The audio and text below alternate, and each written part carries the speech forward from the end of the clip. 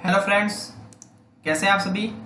मैं हूं गोपाल सोनी और आप मुझे देख रहे हैं यूट्यूब चैनल जिसका नाम है ऑनलाइन नीट। तो आज हम डिस्कस करने वाले हैं 30 क्वेश्चन इन्वायरमेंटल इश्यू यानी पर्यावरणीय मुद्दे।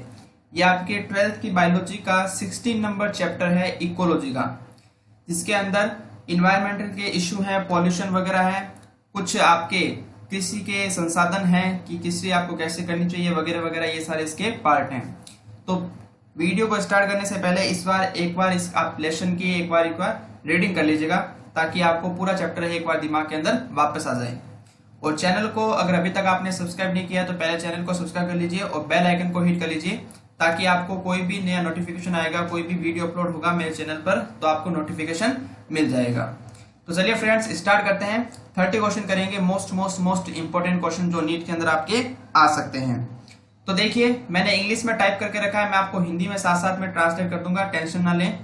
तो चलिए स्टार्ट करते हैं। Question number first, to improve the quality of environment, air, water and soil, the government of India passed the environmental protection act in year.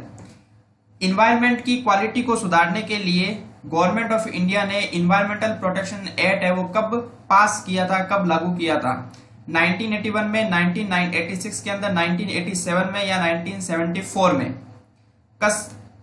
कौन से सन के अंदर आपका ये इन्वायरमेंटल प्रोटेक्शन एक्ट लागू किया गया था? तो फर्स्ट का जो राइट आंसर जाएगा वो जाएगा हमारा बी, 1986 के अंदर, 1986 के अंदर ये लागू किया गया था। ध्यान रखें, पर्यावरण संरक्षण अधिनियम, ठीक है, हिंदी में कहें तो फर्स्ट का राइट आंसर हो जाएगा B.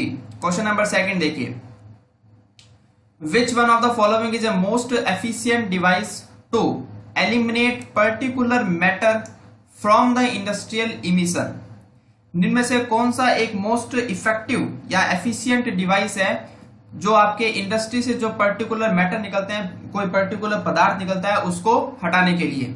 Cyclonic separators, trajectory separators, initiation separators या फिर इलेक्ट्रोस्टैटिक प्रेसिपिटेटर? कौन सा ऐसा होता है मोस्ट एफिशिएंट होता है? एनसीईआरटी की लाइन है ये। तो सेकंड का यहाँ पर जो राइट आंसर होगा वो होगा इसका D, electrostatic precipitator.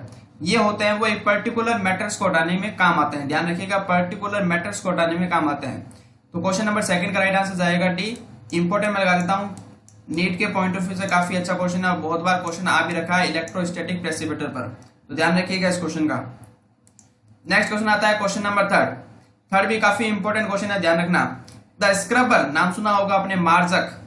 The scrubber is used mainly to remove which of the following gas या gases from the exhaust after spraying water line.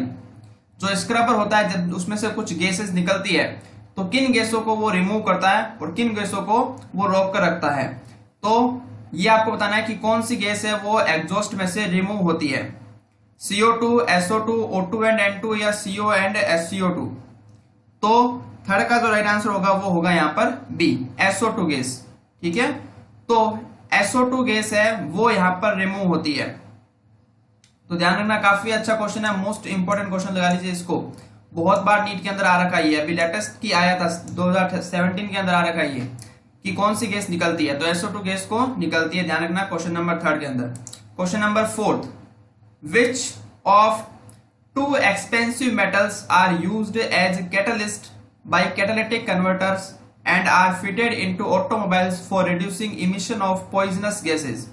तो निम्न में से कौन सी दो महंगी धातुएं हैं जो आपके कैटलिस्ट के अंदर कैटालिटिक कन्वर्टर के रूप में यूज होती है और जो ऑटोमोबाइल्स होते हैं, जो वाहन होते हैं, उनमें रिड्यूस करती है, जो पॉइजनस गैसेस होती है उनको रिड्यूस करने का काम करती है? तो कौन सी वो धातु होती हैं? Platinum, palladium, rhodium, cadmium, rhodium, copper, cadmium या लेड और मरकरी? तो फोर्थ का जो राइट आंसर होगा वो होगा ए, प्लेटिनम, पैलेडियम और रोडियम, ठीक है। ये तीन ऐसी धातु होती है जो महंगी धातु है और जो काम आती है कैटालिटिक कन्वर्टर करने के अंदर, जो क्या करती है, जो हार्मफुल गैसेस होती है उसको हमारे लिए जो नॉट हार्मफुल गैसेस होती है उसमें कन्वर्ट कर देती है, ठीक है। तो फोर्थ का राइट आंसर होगा ए। ये भी क्वेश्चन बहुत बार नीट के अंदर पूछा जा चुका है आगे, और आगे भी इसके पूछे जाने की पूरी संभावना है, ध्यान रखिएगा इस क्वेश्चन का। Question number 5, which of the following level of sound may damage eardrum and can impair the hearing ability permanently?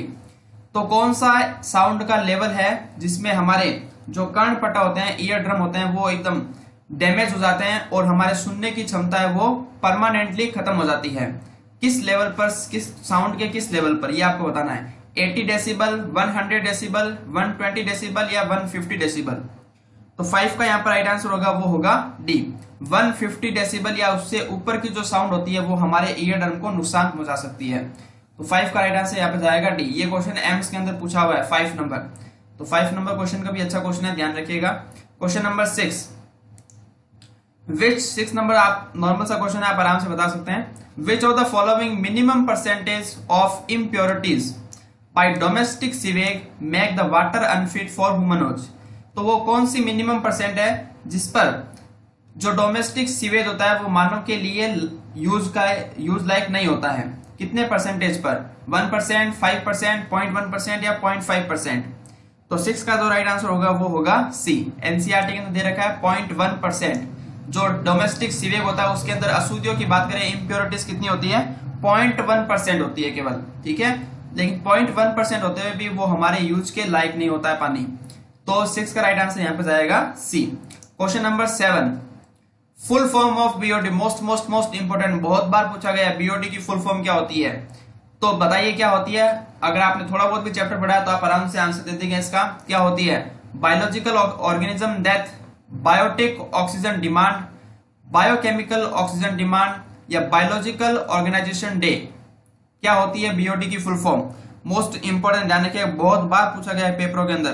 तो 7th का यहाँ पर राइट आंसर होगा वो होगा यहाँ पर सी, बायोलॉजिकल ऑक्सीजन डिमांड। क्या होती है BOD, biological oxygen demand, most important. फिर से लगा देता हूं मैं ताकि आपको ध्यान में रहे, हर किसी ना किसी फॉर्म के अंदर ये बीओडी आता ही है। Question number 8, presence of a large amount of nutrients in water also causes excess growth of planktonic free floating algae called. जब आप किसी रिवर के अंदर या वाटर के अंदर जब बहुत ज्यादा मात्रा के अंदर क्या हो, पोषण उपस्थित होते हैं, तो जो एल्गी की ग्रोथ होती है वो असीमित हो जाती है। उस ग्रोथ होने को क्या कहते हैं ये आपको बताना है। बायोमैग्निफिकेशन, यूट्रोफिकेशन, एल्गल ब्लूम या बायोफोर्टिफिकेशन, क्या कहलाता है वो, शैवाल की असीमित ग्रोथ। तो 8 का जो राइट आंसर होगा वो होगा सी, एल्गल ब्लूम, शैवाल प्रस्फुटन। क्या कहलाता है वो, शैवाल प्रस्फुटन, एल्गल ब्लूम कहलाता है। मोस्ट इंपोर्टेंट क्वेश्चन नीट के पॉइंट ऑफ व्यू से बहुत बार पीछे आ रखा है और वापस आगे आने की पूरी संभावना है इस क्वेश्चन की, ध्यान रखिएगा। क्वेश्चन नंबर 8, ठीक है, एनसीईआरटी के अंदर ब्लैक लेटर से लिख रखा है। तो जो एनसीईआरटी ने ब्लैक लेटर से लिखते हैं वो काफी इंपोर्टेंट होते हैं पॉइंट। तो 8 का राइट आंसर यहाँ पे जाएगा सी, ध्यान रखिएगा, अच्छा क्वेश्चन है। Question number 9, natural ageing of lake bye biological enrichment of its water is called. जो नेचुरल जो लेक होती है वो अपने खत्म हो जाती है, उस नेचुरल लेक के खत्म होने को क्या बोलते हैं, बायोमैग्निफिकेशन, यूट्रोफिकेशन, बायोडिग्रेडेशन या वाटर लॉगिंग। नेचुरल लेक का खत्म होना या उसके एजिंग के अंदर आना वो क्या कहलाता है। तो 9th का यहाँ पर राइट आंसर होगा वो होगा बी, यूट्रोफिकेशन कहलाता है। क्या कहलाता है, यूट्रोफिकेशन। क्लियर, नॉर्मल सी बात है, यूट्रोफिकेशन की आपको डेफिनेशन ध्यान में रखनी है, सीधी सी बात है। तो 9th का राइट आंसर यहाँ पर जाएगा B. Question number 10, mark the statement that describe the eco friendly disposal of municipal solid waste. कौन सा स्टेटमेंट है वो इको फ्रेंडली डिस्पोजल के लिए सही है, ठीक है। तो it should be burned to completion, it should be dumped in open wasteland, it should be dumped in sanitary landfills, या it should be sorted out into biodegradable, non-biodegradable and recyclable waste and treated separately। तो कौन सा statement आपको सही लग रहा है eco friendly disposal को हटाने से। तो 10th का जो राइट आंसर होगा वो होगा यहाँ पर डी, कि हमें ऐसे जो मटेरियल है जो उनको अलग कर देना चाहिए, जो आपके बायोडिग्रेडेबल है, जो नॉन बायोडिग्रेडेबल है और जो रिसाइकेलेबल है। इन तीनों मटेरियल को हमने अलग अलग कर देना है ताकि हम इसका सही से ट्रीटमेंट कर सकें। तो 10th का जो राइट आंसर होगा वो होगा इसका डी। क्लियर। क्वेश्चन नंबर 11 देखिए। 11 को स्टार्ट करने से पहले मैं थोड़ी सी बात और कर लेता हूं यहाँ पर कि इसकी जो पीडीएफ है वो आपको हमारे फेसबुक पेज ऑनलाइन नीट वहां पर मिल जाएगी। तो डिस्क्रिप्शन में मैंने लिंक डाला हुआ है, आप वहां जाकर क्लिक करेंगे तो वहां मेरे पेज पर पहुंच जाएंगे और वहां पर वो डाउनलोड कर सकते हैं। इसके अलावा अगर आपने पहले सब्सक्राइब नहीं किया है तो पहले सब्सक्राइब कर लीजिए और बेल आइकन को जरूर हिट कर लेना, क्योंकि ये जो चैनल है वो लगातार आपके लिए वीडियो अपलोड करता रहेगा, आपको फायदा पहुंचाता रहेगा। तो ध्यान रखिएगा, चैनल को सब्सक्राइब करना ना भूलें बिल्कुल भी। तो 11वां नंबर क्वेश्चन देखिए, FOAM, कई बार सीधा FOAM की फुल फॉर्म भी पूछ ली जाती है। तो यहाँ पर क्वेश्चन भी एक क्वेश्चन के अंदर आपको 2-3 क्वेश्चन है और मिल जाएंगे। तो सीधा सा आपको अगर FOAM की फॉर्म पूछे या फुल फॉर्म पूछे तो आप बता सकते हैं फ्रेंड्स ऑफ द एरकाटा मार्च, नाम सुना होगा आपने, is a group of citizen responsible for the integrated process of. ये जो फॉर्म है उसका काम क्या है, सिंपल सी बात है, किसके लिए रिस्पॉन्सिबल होता है, किसके लिए बनाया गया, ये आपको बताना है। Reducing eutrophication, sewage and water treatment, radio active waste treatment या मिनिमाइजिंग ग्लोबल वार्मिंग, किसके लिए काम करता है, फॉर्म। तो 11th का यहाँ पर राइट आंसर होगा वो होगा B, sewage and water treatment से रिलेटेड होता है कौन, form, friends of Arcata marsh. Most important, इसका नाम भी बहुत अच्छा खासा इंपोर्टेंट है, बहुत बार नीट के अंदर पूछा गया है। तो 11th का राइट आंसर यहाँ पर होगा बी। क्वेश्चन नंबर 12 भी आपको आराम से बता देंगे आप। Green house gases include, green house gases कौन कौन सी होती है, CO2, CFC, CH4 या NO2 की power x, CO2, N2, O2, NO2 and NH3, CH4, N2, CO2 and NH3 और CFC, CO2, NH3 and N2। किन गैसों को आप ग्रीन हाउस गैसें बोलते हैं। तो 12 का राइट आंसर क्या होगा, सिंपल सी कहानी है, 12 का राइट आंसर होगा यहाँ पर ए। कौन कौन सी गैसेज होती है ग्रीन हाउस, CO2 होती है, CFC क्लोरोफ्लोरोकार्बन, CH4 यानी मीथेन और NO2 की पावर x यानी नाइट्रोजन के ऑक्साइड, ये सारी गैसें क्या होती है, ग्रीन हाउस गैसें कहलाती है। तो बहुत बार नीट के अंदर ये भी क्वेश्चन पूछा गया है, ग्रीन हाउस गैसेस कौन कौन सी है या किस किस को आप ग्रीन हाउस गैसेस में सम्मिलित करोगी। तो ध्यान रखना, 12 नंबर क्वेश्चन बहुत इंपॉर्टेंट क्वेश्चन है। Question number 13, without green house effect the average temperature of earth surface would have been. अगर यहां से अगर ग्रीन हाउस इफेक्ट हटा दें तो अर्थ का टेम्परेचर कितना होगा, 80 degree centigrade, 8 degree centigrade, -8 degree या माइनस का 80 डिग्री सेंटीग्रेड, कितना होगा अर्थ का सरफेस। एनसीईआरटी का डाटा आपको बताना है। तो 13 का जो राइट आंसर होगा एनसीईआरटी के अंदर लिख रखा है, वो लिख रखा है -18 डिग्री सेंटीग्रेड। कितना लिख रखा है, -18 डिग्री सेंटीग्रेड। लेकिन आप किसी गाइड के अंदर पढ़ोगे तो वहां पर कहीं पर -15 लिखा हुआ मिलेगा, कहीं पर -20 लिखा हुआ मिलेगा, लेकिन वो अपने को याद नहीं रखना है। अपने को डाटा है वो हमेशा एनसीईआरटी का याद रखना है। एनसीईआरटी ने क्या लिख रखा है वही आपको पेपर में लिख कर आना है, क्लियर। तो 13 का जो राइट आंसर होगा वो होगा D option, -18 degree centigrade. Question number 14, slash and burn agriculture which is commonly known as zoom cultivation in the north eastern states of India leads to। जो जूम खेती होती है, ठीक है, जिसमें जलाओ और स्लेश एंड बर्न एग्रीकल्चर कहते हैं इसको, वो नॉर्थ ईस्टर्न के अंदर प्रेजेंट होती है। वो किस कारण या उसके होने से क्या होता है, किसको वो आगे जन्म देती है, डिफोरेस्टेशन को, रिफोरेस्टेशन को, डी डेजर्टिफिकेशन को या फिर वाटर लॉगिंग को। अगर हम जूम खेती करते हैं तो हमें क्या रिजल्ट मिलेगा जूम खेती का। तो 14 का जो राइट आंसर होगा वो होगा ए, डिफोरेस्टेशन। वहां पर जितना भी जो एरिया होगा फॉरेस्ट का वो सारा वहां पर नष्ट हो जाएगा जूम खेती करने से, ठीक है। तो 14 का राइट आंसर यहाँ पर क्या होगा A. Question number 15, dash is a cyclical zero waste procedure where waste products from one process are cycled in as nutrients for other process. तो जो जीरो वेस्ट प्रोसीजर होता है उसके अंदर एक प्रोडक्ट है वो एक प्रोसेस के लिए तो क्या करेगा, रिएक्टेंट का काम करेगा और दूसरे प्रोसेस के लिए न्यूट्रिएंट का काम करेगा।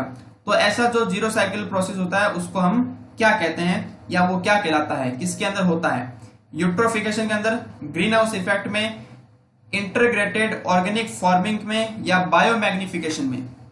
तो 15 का यहाँ पर राइट आंसर होगा वो होगा सी, इंटीग्रेटेड ऑर्गेनिक फार्मिंग, ठीक है, जिसमें हम 3-4 काम हैं वो साथ साथ में करते हैं जो एक दूसरे पर क्या होते हैं, डिपेंड होते हैं, ठीक है, उसको बोलते हैं इंटीग्रेटेड ऑर्गेनिक फार्मिंग, ठीक है। 15 का राइट आंसर यहाँ पे क्या जाएगा, सी। Okay, clear. चलो नेक्स्ट क्वेश्चन करते हैं। क्वेश्चन नंबर 16 देखिए, इकोसैन, बहुत इंपॉर्टेंट क्वेश्चन। इकोसैन बहुत बार क्वेश्चन आ रखा है, बच्चों को पता नहीं चलता इकोसैन है क्या, पहली बात तो, ठीक है। कुछ बच्चे तो सोचेंगे कि इकोसैन नाम सुना हुआ है लेकिन पता नहीं क्या है। तो ध्यान से क्वेश्चन एनसीईआरटी का आप पढ़िएगा, लाइन टू लाइन में लिख रखा है ecosan toilets being used in Kerala and Sri Lanka are hygienic and cost effective solution to human waste disposal. Mark the correct statement regarding Ecosan. तो जो इकोसैन है वो टॉयलेट है, आपसे सीधा ये क्वेश्चन भी पूछा जा सकता है कि इकोसैन टॉयलेट है वो कहां पर अभी वर्क कर रहे हैं या कहां पर काम में लिए जा रहे हैं। तो इसका राइट आंसर जाएगा वहां पर केरला एंड श्रीलंका के अंदर अभी ये यूज में आ रहे हैं इकोसैन। पूरे भारत के अंदर नहीं है, केवल केरला और श्रीलंका के अंदर ही प्रेजेंट है। तो ये क्या करते हैं, जो ह्यूमन वेस्ट होता है उसको डिस्पोजल करने के लिए काफी इफेक्टिव सॉल्यूशन माना गया है अभी तक। तो इसमें बताना है आपको कौन सा जो स्टेटमेंट है वो करेक्ट है इकोसैन के regarding. Recycled human waste from this can be used as a neutral fertiliser.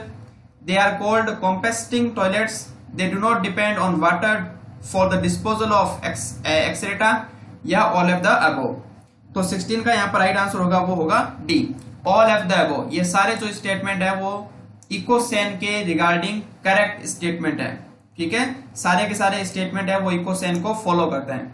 तो 16 का यहाँ पर राइट आंसर जाएगा डी। मोस्ट इंपोर्टेंट क्वेश्चन फिर से कह रहा हूं, नीट के अंदर फुल चांसेस है इस क्वेश्चन के आने की। क्वेश्चन नंबर 17 देखिए, CNG is better than petrol या डीजल सिंस। सीएनजी है वो पेट्रोल या डीजल से बेहतर क्यों होती है।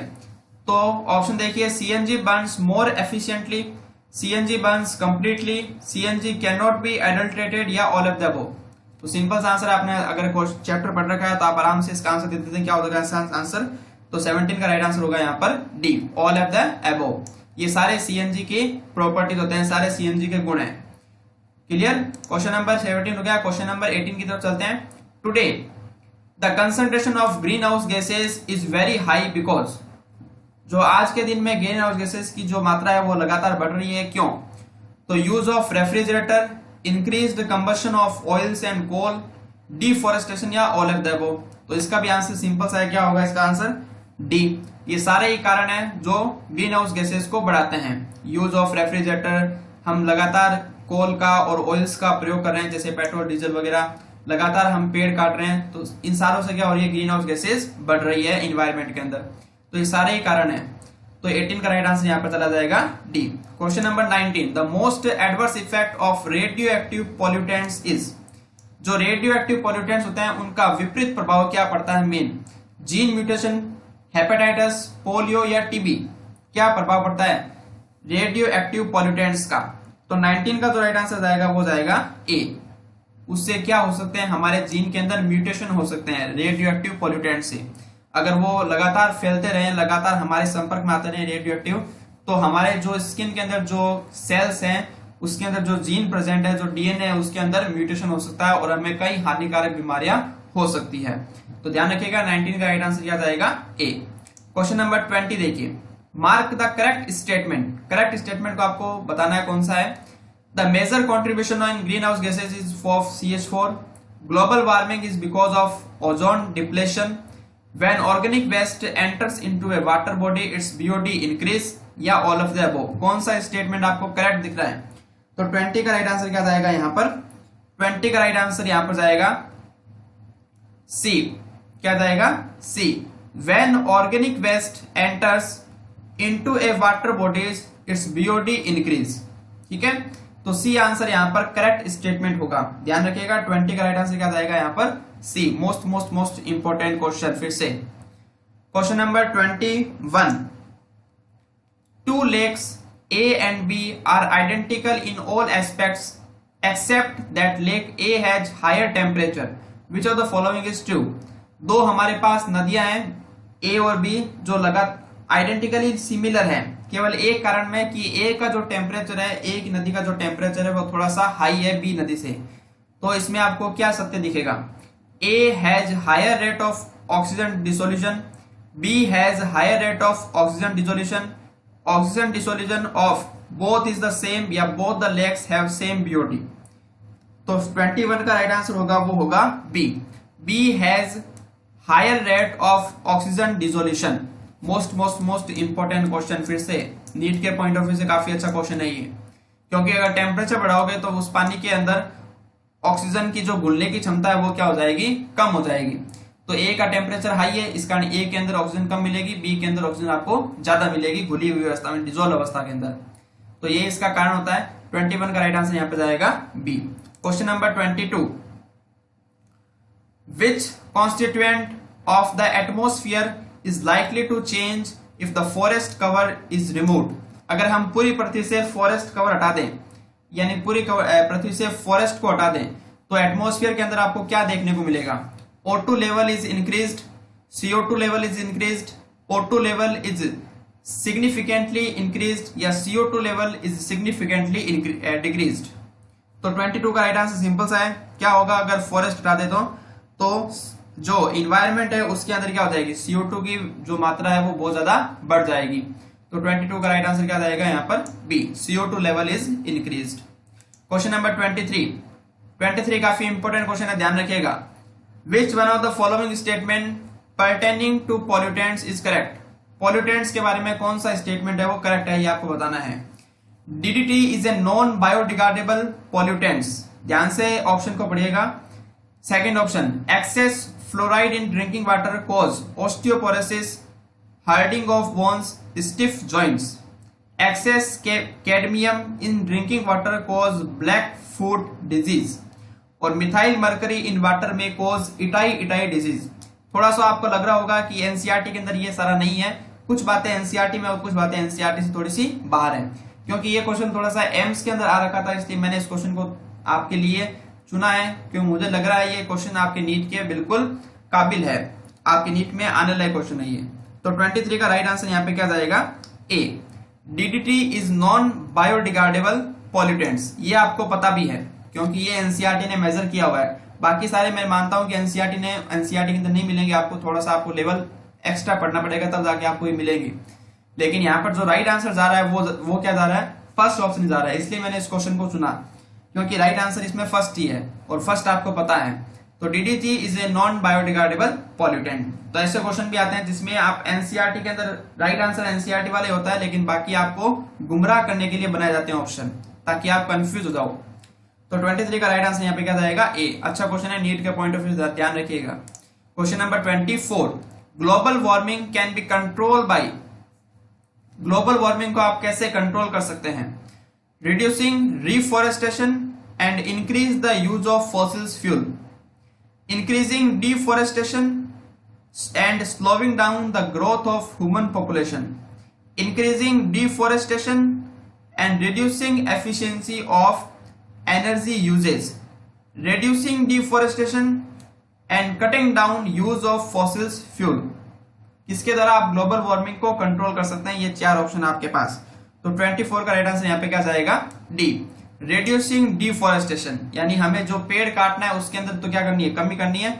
And cutting down use of fossils fuel, ठीक है। तो ये इसका राइट आंसर हो जाएगा 24 का D. Question number 25, in the coming years skin related disorders will be more common due to. अब जो आने वाले साल होंगे उसके अंदर आपको स्किन रिलेटेड बीमारियां बहुत ज्यादा देखने को मिलेगी।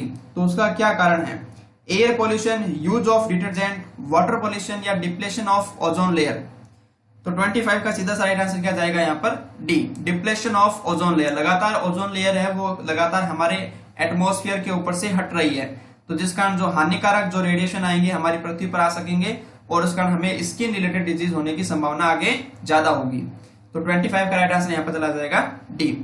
वीडियो अगर पसंद आ रहा है, हमारे क्वेश्चन आपको अगर पसंद आ रहे हैं, तो एक लाइक जरूर दिख रहा होगा आपको, थम्स अप वाला बटन दिख रहा होगा, उस थम्स अप वाले बटन को जरूर दबा दें, क्योंकि आपके लाइक है हमारे लिए प्रोत्साहन का काम करते हैं, ताकि हम और आगे अच्छे आपके लिए वीडियो ऐसा बना सकें, लगातार आपको वीडियो प्रोवाइड करा सकें। तो लाइक का बटन जरूर दबा दें और सब्सक्राइब जरूर करें चैनल को, मैं फिर से कह रहा हूं। क्वेश्चन नंबर 26 देखिए, nuclear power station even with adequate radiation safety measures generate। First option, thermal pollution of water bodies, thermal pollution of soil, noise pollution या ऑल ऑफ द अबव। तो 26 का राइट आंसर यहाँ पर जाएगा, वो जाएगा A, thermal pollution of water bodies. जो nuclear power plant होते हैं जो आसपास जो लगते हैं वो लगते हैं लगभग नदियों के किनारे या पानी के आसपास लगते हैं, जिस कारण वो अपना वेस्ट होता है वो पानी के अंदर डाल देते हैं, जिस कारण वो आपस में जो पानी होता है पास वाला वो पानी गर्म हो जाता है। तो इसको बोलते हैं thermal pollution of water bodies. तो 26 का राइट आंसर यहाँ पे क्या जाएगा? ए।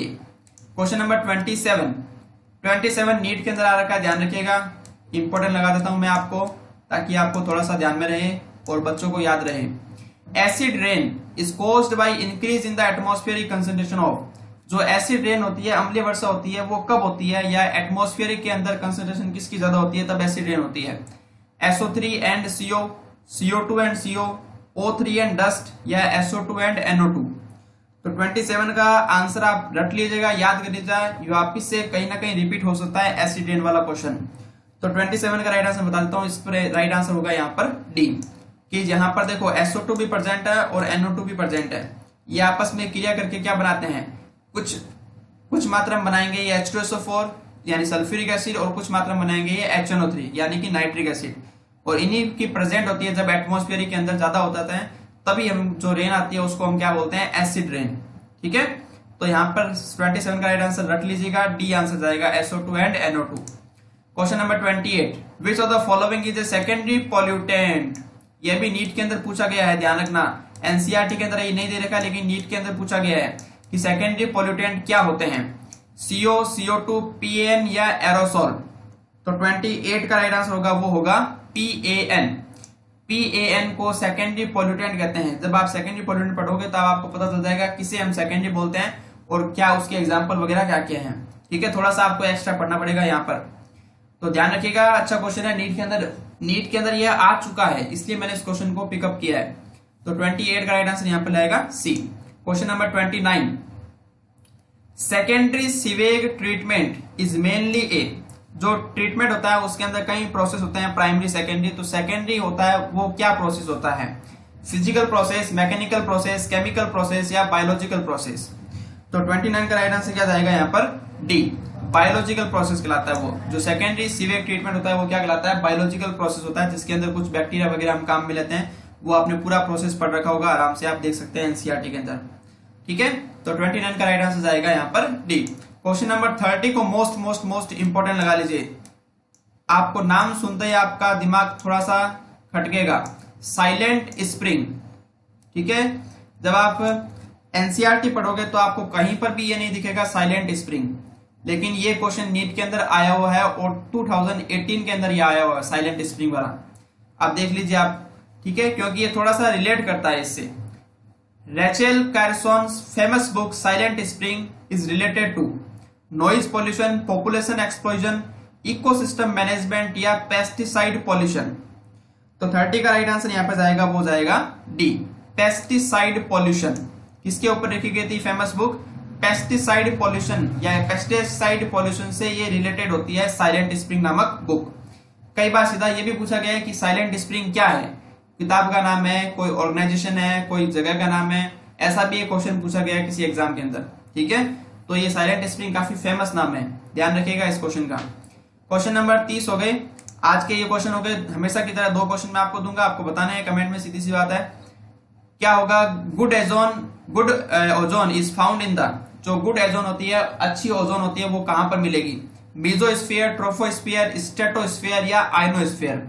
इसका आंसर आप कमेंट में देंगे मुझे, हमेशा की तरह। Question number 31 right answer ABCD जो भी है। Question number 32, Montreal protocol which calls for appropriate action to protect the ozone layer from human activities was passed in the year।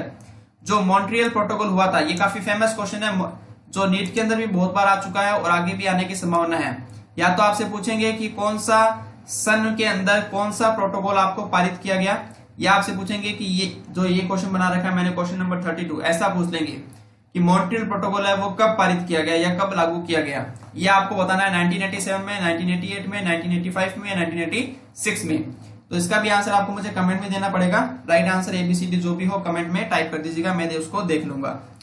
जो इसके आंसर की है वो आंसर की मैं आपको बता देता हूँ। ये देखिए इसके आंसर की जो 30 क्वेश्चन हमने किए अभी, उसके आंसर की आप देख सकते हैं, स्क्रीनशॉट ले लीजिए आराम से, कोई दिक्कत नहीं है।